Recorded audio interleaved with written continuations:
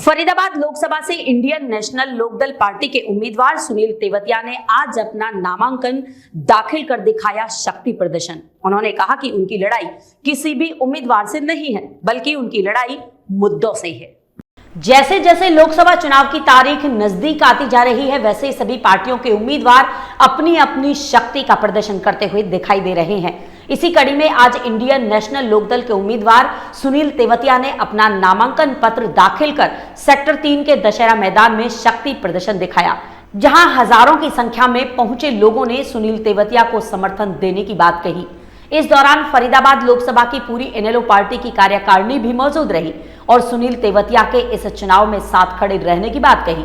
उन्होंने कहा कि यह चुनाव वह बड़ी मजबूती के साथ लड़ेंगे और उनकी लड़ाई किसी के साथ नहीं, बल्कि उनकी लड़ाई फरीदाबाद के मुद्दों के साथ है, क्योंकि फरीदाबाद का विकास ना तो भारतीय जनता पार्टी ने किया और ना ही कांग्रेस पार्टी ने, लेकिन उन्होंने ये आश्वासन दिया है कि लोकसभा के लोग यदि उन्हें मौका देंगे तो वह फरीदाबाद के विकास में कोई कसर नहीं छोड़ेंगे। नामांकन करके शक्ति प्रदर्शन आपका क्या कहना चाहेंगे सर?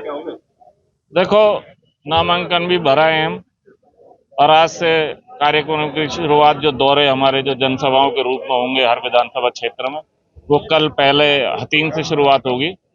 कल 10-12 गांव हतीन के, परसों होडल के 10-12 गांव, शाम को हम शहरों में अपनी पैदल यात्रा निकाला करेंगे।